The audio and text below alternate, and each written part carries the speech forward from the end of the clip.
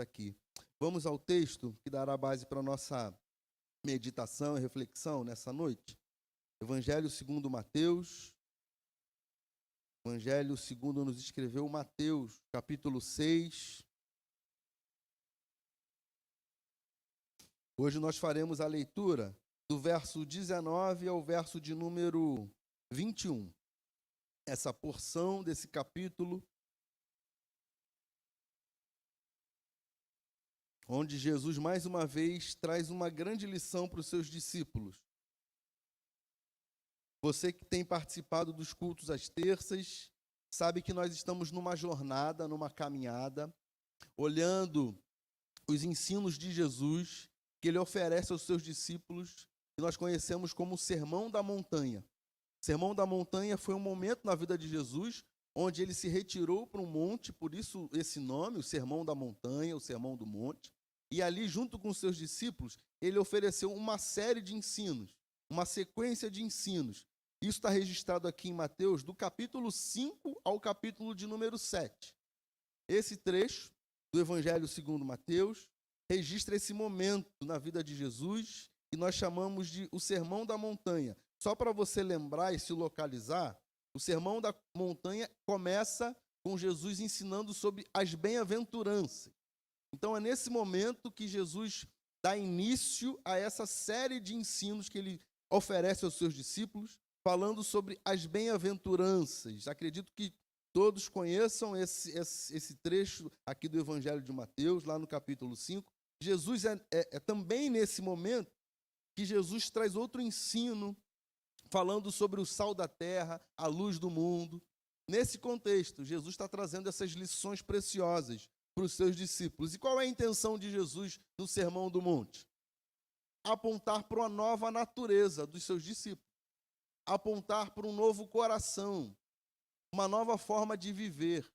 E Jesus também chama os seus discípulos, todos aqueles que reconhecem Jesus como Senhor e fazem de Jesus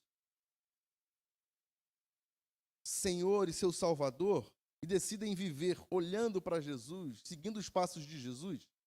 Jesus também chama os seus discípulos a uma responsabilidade. Não apenas dizer e apontar essa nova condição dada pelo Espírito, mas também chamando a responsabilidade. Porque vocês já foram transformados pelo Espírito, agora cabe a vocês a se colocarem no mundo como essa influência, como gente que aponta para Deus, que vive a vida apontando para Deus. É uma responsabilidade nossa. Nós que somos cristãos, nós que reconhecemos Jesus como nosso Senhor e Salvador, temos essa responsabilidade. Todos nós. A responsabilidade de sermos sal, de sermos luz nesse mundo. Ou seja, viver de tal modo que Deus seja sinalizado, que Deus seja percebido.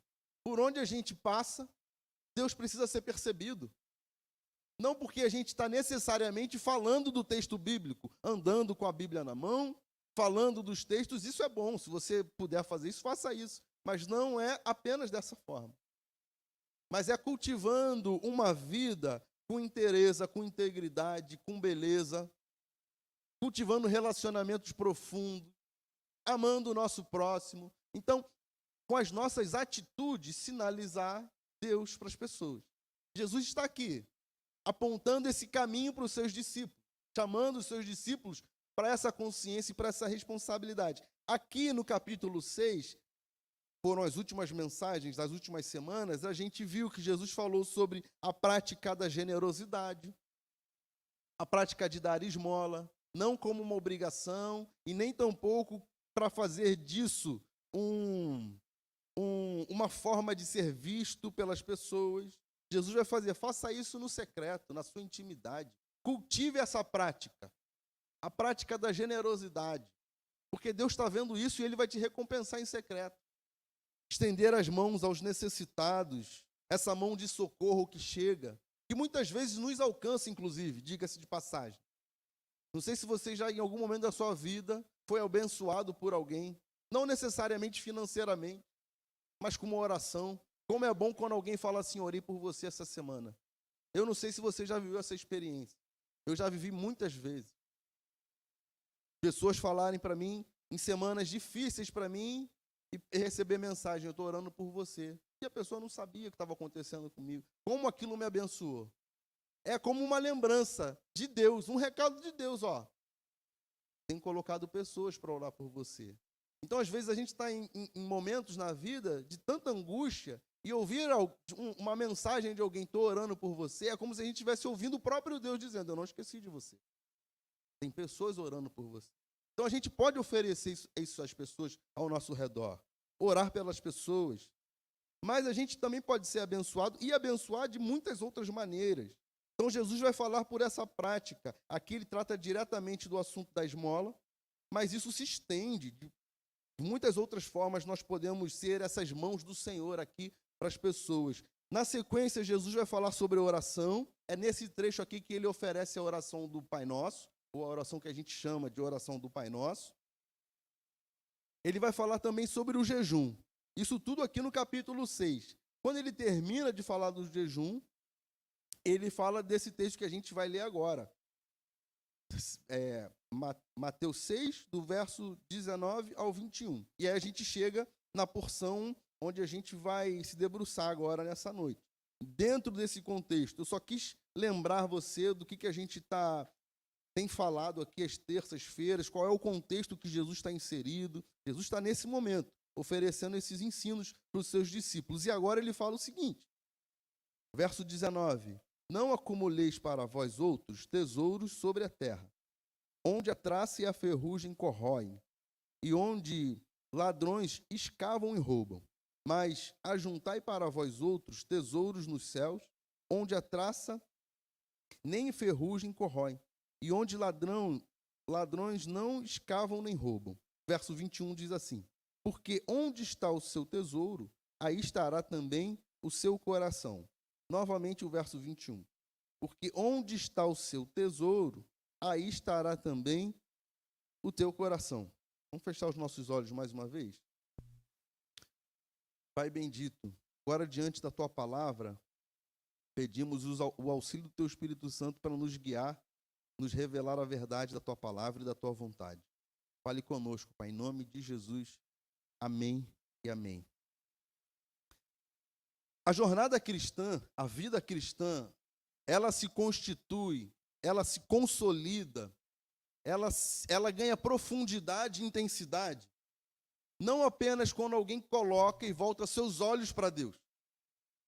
Mais do que colocar os olhos em Deus, ou seja, mais do que colocar a atenção em Deus, a vida cristã se aprofunda, ela ganha intensidade quando alguém coloca o seu coração em Deus. Há uma grande diferença entre voltar os olhos para Deus e voltar o coração para Deus. Depositar o coração em Deus. Eu não sei se você percebeu, mas a gente no início, desde o início aqui do nosso culto, a gente tem dado essa ênfase sobre o coração. Inclusive, o primeiro texto do Salmo é falando sobre isso. Essa transformação do coração. Cria em mim, ó Deus, um coração puro. Nesse sentido, a vida cristã, ela vai se aprofundando, não apenas para aquelas pessoas que percebem Deus, até acreditam em Deus, mas, sobretudo, para aquelas pessoas que creem de todo o coração. Não é sem motivo que na Bíblia você vai ver muito essa ênfase do coração colocado em Deus, do crer de todo o coração. Por exemplo, quando Jesus é perguntado sobre qual é o maior mandamento, ele responde dizendo, porque havia uma série de mandamentos. Uma pessoa indaga Jesus e pergunta, tá bom, dentro de tantos mandamentos, qual é o mandamento, qual é o cerne, o coração? Aí Jesus vai dizer, amar a Deus sobre todas as coisas. Jesus não coloca a responsabilidade no cumprimento exato da lei, mas na relação do homem com o Pai e do homem com o outro. Ou seja, há uma implicação na vida cristã que acontece quando a gente coloca o nosso coração de forma inteira. Não apenas os nossos olhos. Percebe a diferença? Há uma diferença. Nos evangelhos, a gente vai ver que Jesus, muitas vezes, era seguido por uma multidão de pessoas. Há uma ênfase também nesse aspecto. Por onde Jesus passava, pessoas se aproximavam, pessoas chegavam, mas não necessariamente se aproximavam de coração. A maioria, porque queriam ver o que Jesus estava fazendo. Quem é esse aí que está operando milagres? O que ele está ensinando? É o olho. É o se aproximar de Jesus apenas com os olhos. Eles querem ver, eles querem indagar. Outros se aproximavam de Jesus para pegar um deslize deles. Aqueles que ficavam procurando algum erro na vida de Jesus. Inclusive, Jesus é acusado por esses. Esse aí está dizendo que é o Filho de Deus. Isso é uma blasfêmia. Eles ficavam em torno de Jesus, olhando. Mas haviam outras pessoas que, no meio dessa multidão, se aproximavam de Jesus com o coração. É totalmente diferente. Um exemplo disso, aquela mulher que sofria do fluxo de sangue, de 12 anos, né, de um fluxo de sangue. Quando ela se aproxima de Jesus, você deve lembrar desse momento, tem uma grande multidão no entorno dela. Ela é uma mulher, o que já é algo escandaloso para aquela cultura. Uma mulher não podia chegar perto de um homem, muito menos tocar num homem que não fosse seu próprio marido ou alguém da sua família de forma pública. Isso não era comum naquele contexto. Os homens viviam, tinham seu espaço, as mulheres tinham outro espaço. Aquela mulher, ela invade, ela fura aquele bloqueio. Por quê? Porque ela não está querendo só ver Jesus, ela está com o coração em Jesus. Essa é a diferença. Essa é a diferença daqueles que se aproximam de Jesus olhando, mas aqueles que se aproximam com o coração. Ela se aproxima, ela fura todo aquele bloqueio, ela já tinha empenhado todo o recurso dela em tratamentos, nada havia resolvido aquele problema, até que ela consegue tocar a orla das vestes de Jesus. Naquele momento, Jesus percebe que dele saiu poder, virtude. E aí, mais uma vez, aquela mulher mostra que o coração dela, de fato, estava em Jesus. Porque Jesus pergunta, no meio de uma multidão, ela sendo mulher, ela sabia o risco que ela estava correndo. O risco que ela estava correndo é de ser apedrejada em público. Porque é assim que a lei prescrevia. Ela sabia desse risco. Ela não podia tocar em homem, e se ela Jesus teria ali aquela prerrogativa de acusá-la. E ela faz o quê? Ela diz. Jesus pergunta, quem me tocou? Como, não que Jesus não soubesse, mas como Jesus colocando à prova aquela mulher. Eu quero ver onde está seu coração. Você vai se intimidar agora ou você vai mostrar de fato a fé que você tem? E ela diz, fui eu que te toquei. Escandaloso isso. E aí Jesus diz para ela, vá em paz. Vá em paz. Jesus não condena, tendo todas as possibilidades para fazer isso.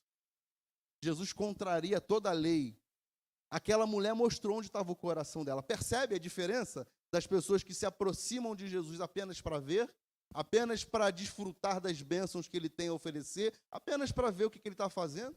E das pessoas que vão se aproximando de Jesus com o coração, há uma diferença. A vida cristã, ela se aprofunda, ela ganha intensidade, ela amadurece quando alguém coloca o seu coração em Deus. De alguma maneira, é disso que Jesus está falando nesse texto que a gente acabou de ler, sobre o tesouro dele. No verso 21, está aqui o cerne desse texto, porque onde está o seu tesouro, aí também está o teu coração. Onde está o seu tesouro, aí estará também o seu coração. O que isso significa? O que significa quando Jesus diz aqui, não acumuleis para vós outros tesouros sobre a terra, onde as traças e a ferrugem corroem e onde ladrões escavam e roubam, mas ajuntai para vós outros tesouros no céu, onde a traça nem ferrugem corrói e onde ladrões não escavam nem roubam. Qual é o significado, qual a implicância desse texto para as nossas vidas? O que esse texto tem a ver com a minha vida e com a sua vida? O que Jesus está falando aqui, ele está perguntando é o seguinte, onde está o seu coração? Em outras palavras, o que Jesus está perguntando é, em que você confia mais? Quais são as coisas que são prioridades para você? São essas perguntas que estão implícitas aqui nessa fala de Jesus. O que você percebe no seu coração que te dá a sensação de segurança, de confiança? E aí Jesus vai trabalhar com essa lógica do tesouro na terra e tesouro no céu. Ou seja, não tem a ver só com recurso financeiro. Tem gente que lê esse texto e diz, Jesus está falando aqui para não acumular dinheiro, mas para acumular tesouro nos céus. Não é somente isso. Jesus não tem problema no sentido de alguém que, pelas contingências da vida, desfruta de uma vida confortável. Esse não é o problema. Inclusive, Lutero falou o seguinte, o problema não é possuir bens materiais. O problema é ser possuído por eles. Percebe a diferença? É ter o coração dominado. Jesus mostrou isso também quando um jovem se aproximou dele e perguntou o que ele tinha que fazer para herdar o reino dos céus. Jesus responde, cumpre a lei. Observa as leis. Aí o jovem responde, volta para Jesus e fala, mas isso eu tenho feito. Aí Jesus mais uma vez fala para ele, então vá lá, vende tudo que você tem e me segue. Vende tudo que você tem, me segue não é, você precisa ser pobre, não. Mas seu coração está preso aí, na sua riqueza. É isso que domina o seu coração. Jesus sabia o que dominava o coração daquele jovem. Vende isso aí, porque aí você vai mostrar que você depende de mim, confia em mim. Jesus toca nesse ponto. Se fosse comigo, seria outra coisa. Jesus falaria outra coisa para mim. Você acha que você depende de você mesmo, a sua autoconfiança, você que resolve as coisas? Para com isso. Então, com cada um, Jesus sabe qual é aquilo que nosso coração se apega. E é disso que ele está falando. Tesouro aqui é nesse sentido. Aquilo que preenche o nosso coração de tal maneira que a gente se sente seguro nisso.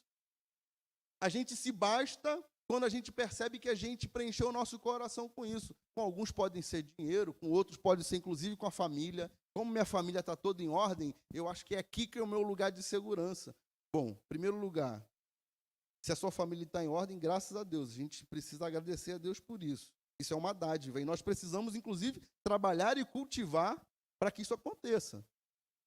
Mas isso não pode dominar o nosso coração, no sentido de que a gente passar a achar que é aí que está a nossa esperança. Então, quando Jesus fala, não acumuleis para vós outros tesouros sobre a terra, é nesse sentido. É perceber onde está o nosso coração, o que preenche o nosso coração, o que nos dá essa sensação de confiança, essa sensação de esperança. Porque às vezes a gente fala assim, tendo isso, eu vou me sentir completamente feliz. Tendo aquilo outro, eu vou me sentir em paz e em segurança. Aí Jesus vem aqui dizendo, olha só, o seu tesouro não está em nada dessa terra. Por quê? Porque tudo aqui é corruptível, é passageiro. Aí ele vai dar esse exemplo, a ferrugem corrói, o ladrão rouba. Ou seja, coisas que passam, coisas que vão se deteriorando, coisas que não se sustentam.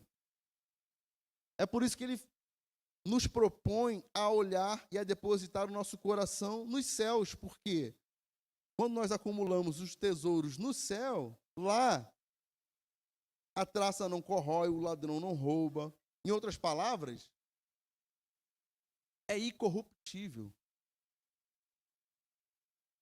Os ladrões não têm acesso a isso, nessa imagem, nessa metáfora que Jesus está usando. Aquilo que a gente faz, que vai acumulando de alguma maneira tesouros nos céus, é permanente.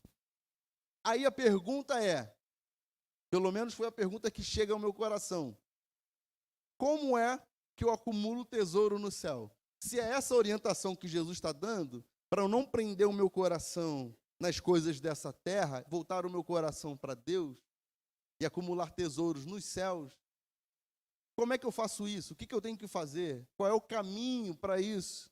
A resposta está nesse grande contexto, quando a gente olha para o entorno do que Jesus está dizendo aqui.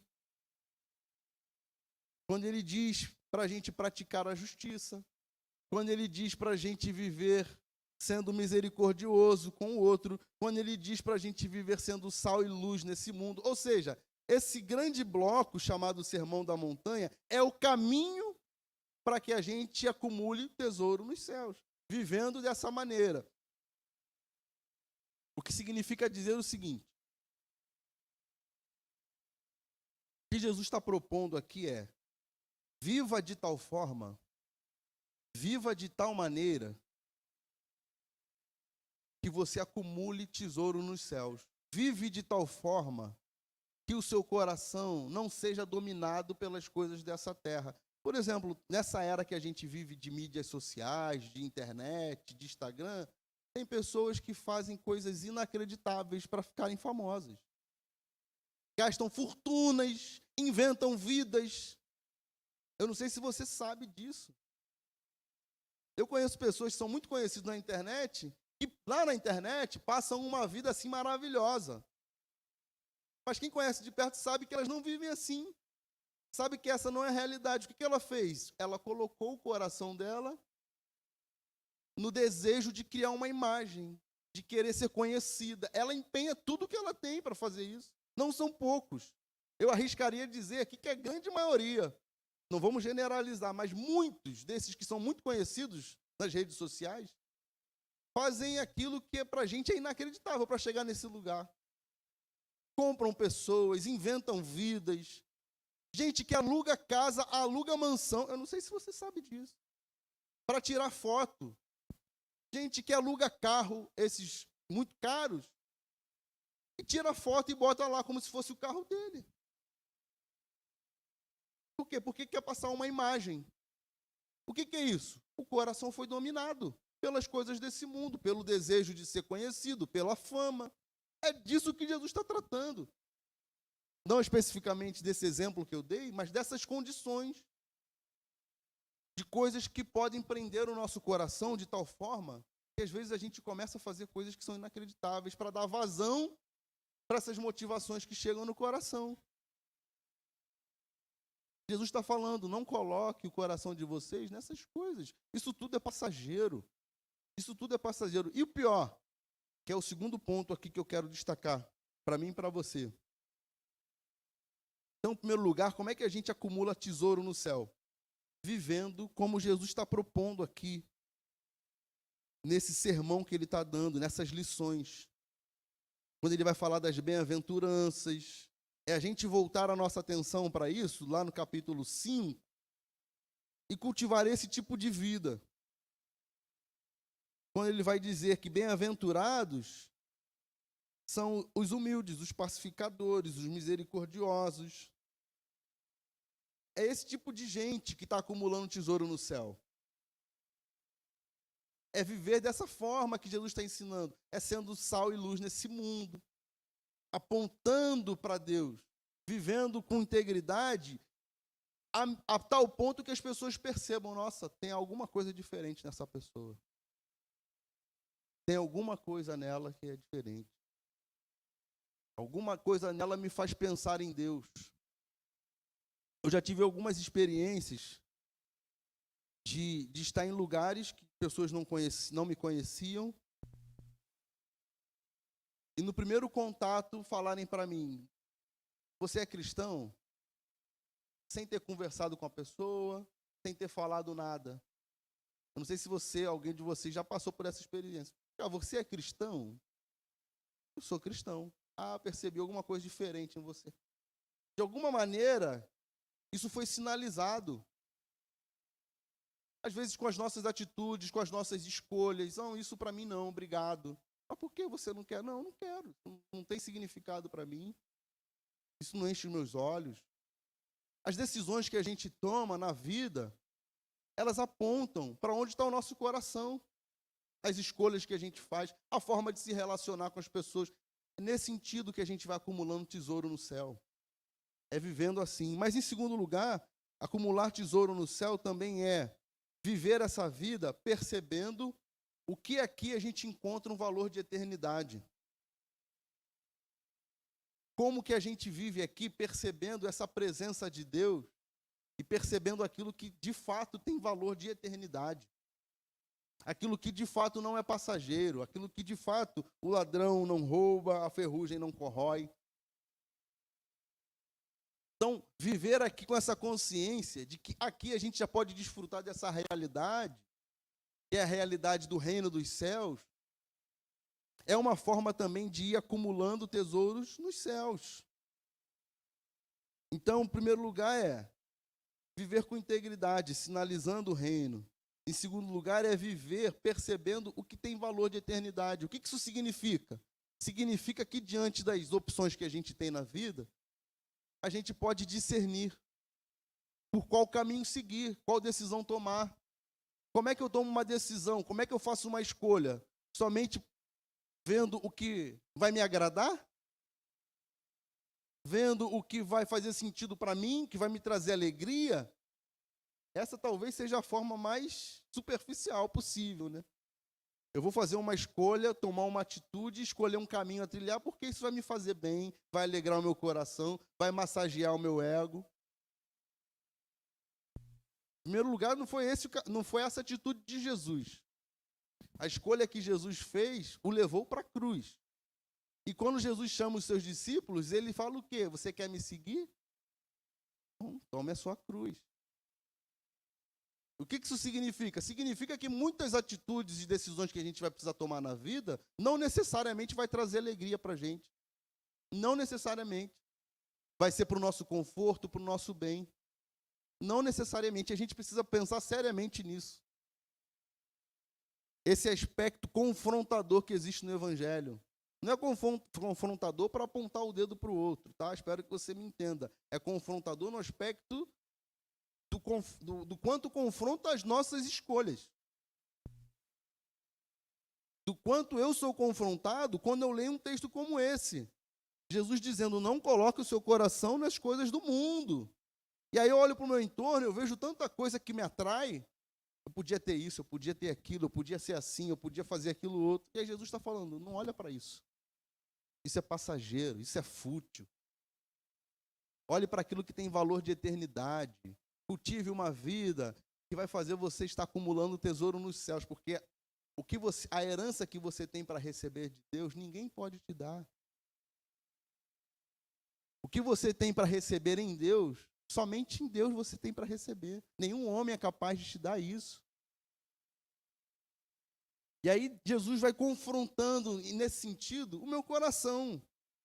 As minhas escolhas, as minhas atitudes, como eu vou viver. A gente precisa perceber que existe um elemento muito confrontador nos evangelhos. E eu repito aqui, não é confrontador no sentido da gente apontar o dedo para o outro. Porque quando a gente aponta o dedo para o outro, a gente está deixando de perceber as nossas limitações, os nossos pecados. A gente está olhando para fora e a gente não está olhando para dentro. Essa é uma sugestão, inclusive, que eu quero deixar para vocês. Não aponta o dedo para os outros, não. O outro não vai para a igreja, o outro está em pecado, o outro não faz isso não. Ora por ele. Ora por ele. Seja misericordioso. Não pega o evangelho para passar no rosto do olho. Aqui, você vai para o inferno. Não faz isso não. Não faz isso não. Esse é o pior caminho. Jesus não fez isso. Ele nem nos chamou para fazer isso. Nós somos chamados para seguir a Jesus. Em seguindo Jesus, sinalizar o reino. Mas olhe para os evangelhos, para os textos, para o evangelho de Jesus, e perceba o quanto isso traz confronto para o seu próprio coração. Para o seu próprio coração. O quanto você precisa abrir mão de coisas para seguir a Jesus. Deixar coisas para trás para seguir a Jesus. Realinhar, reavaliar, ressignificar os seus pensamentos para seguir a Jesus. Porque o que Jesus está dizendo é o seguinte: onde está o seu tesouro, onde está o que você mais valoriza nessa vida, aí também vai estar o seu coração. E o meu desejo, a minha oração, por mim e por você, é para que o nosso coração esteja em Deus. Para que o seu coração, para que o meu coração esteja em Deus. Por quê? Porque somente em Deus a gente pode viver uma vida plena. Somente em Deus a gente encontra sentido, significado para a nossa vida, para a nossa existência. Não é porque somente em Deus a gente vai, depois da morte, ir para o céu. Isso também, glória a Deus por isso. Mas é que antes disso, tem muita coisa boa que Deus quer fazer no nosso coração. E se o nosso coração está nele, enquanto a gente vive, a gente já vai desfrutando nessa vida essa realidade celestial. A gente já vai percebendo o que Deus está fazendo na história. A gente já vai participando, a gente já vai se incluindo, a gente já vai somando, a gente já vai se juntando a esse grande povo que Deus está formando para cumprir os seus propósitos e seus planos. Olha que dádiva. Olha que grande dádiva. A gente viver de uma tal forma que a gente perceba que o nosso percurso, a nossa jornada, está seguindo na direção do que Deus está fazendo na história. Do que Deus quer fazer na vida de muitas pessoas, a começar pela nossa. Olha que coisa maravilhosa, a gente viver não desperdiçando a vida, tentando preencher aquilo que atrai os nossos olhos, mas a gente viver com tal percepção da presença de Deus que a gente fale para Deus, Deus, eu quero me juntar ao Senhor. Eu quero me alinhar à tua vontade. Eu quero fazer parte desse povo que o Senhor está levantando na terra, para que os seus planos, os seus propósitos sejam cumpridos. Eu espero que o seu coração seja tomado por esse desejo. O desejo de se juntar a Deus. O desejo de ter o seu coração alinhado com o coração de Deus. Para mim, a expressão mais forte na Bíblia nesse sentido é quando o rei Davi é descrito como homem segundo o coração de Deus.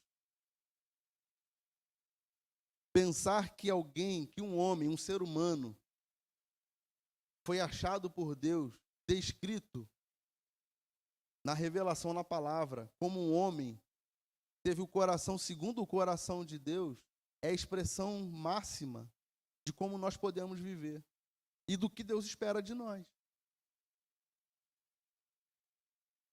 Eu quero ser recebido nos céus e ouvir isso. Rafael, homem segundo o coração de Deus.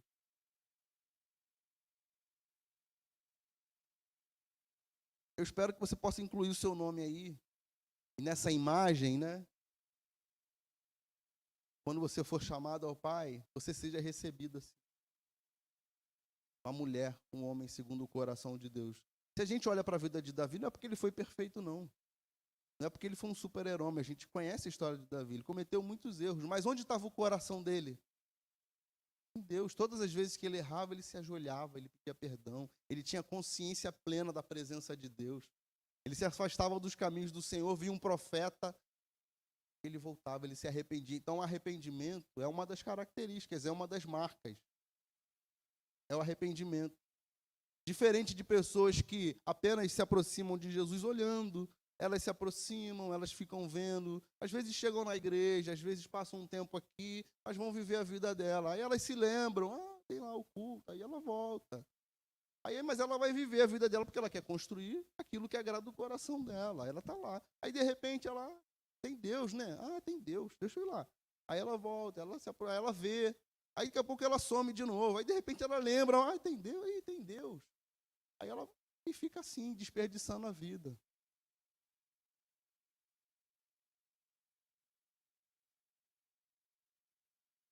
Que o Espírito Santo nos livre desse tipo de aproximação de Jesus. Que seja apenas com os olhos, mas que Ele molde o nosso coração, colocando esse desejo, nos capacitando a entregar todo o nosso ser. Alguém já disse que o que Jesus quer não é nada menos do que o nosso coração, né? Nesse sentido de, Jesus não quer apenas os seus olhos, Jesus quer o seu coração. Por quê? Porque ele é mau? Porque ele é narcisista? Não. Porque ele tem o melhor a nos oferecer. Se você descobre que tem uma maneira de você receber o melhor, é isso, é Jesus. O melhor que você tem para receber vem de Jesus. Vem de Jesus. Então que o nosso coração desfrute desse melhor que Jesus pode nos oferecer. Que a gente abra os nossos ouvidos para essa voz que está o tempo todo nos chamando para perto. Que Jesus seja o centro dos nossos corações. Porque, sendo Ele o nosso tesouro, ali estará também o nosso coração. Seja assim, para a honra e glória do nosso Pai. Vamos fechar os nossos olhos? Pai bendito, obrigado, Senhor, por nos lembrar mais uma vez que o nosso coração deve estar colocado em Ti. Obrigado por nos encorajar a não valorizar, Pai, ou não deixar nosso coração ser dominado pelas coisas do mundo.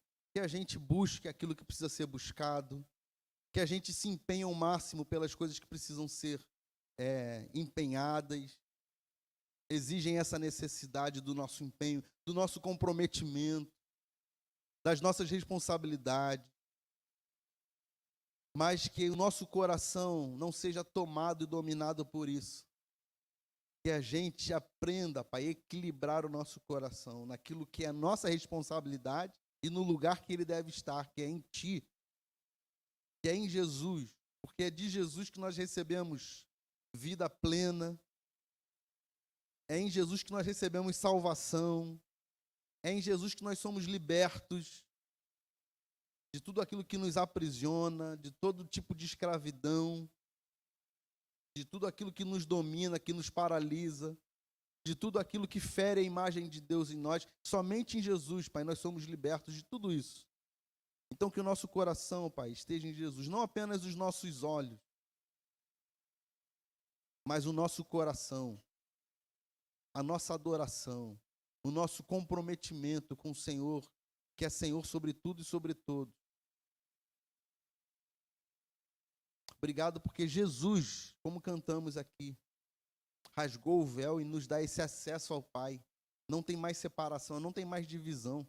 Todos nós podemos nos aproximar. Nós que professamos a fé em Jesus, somos guiados e levados por Jesus à presença de Deus, nosso Pai. Colocados, assentados, Pai, aos Teus pés, diante de Ti, diante da Tua presença.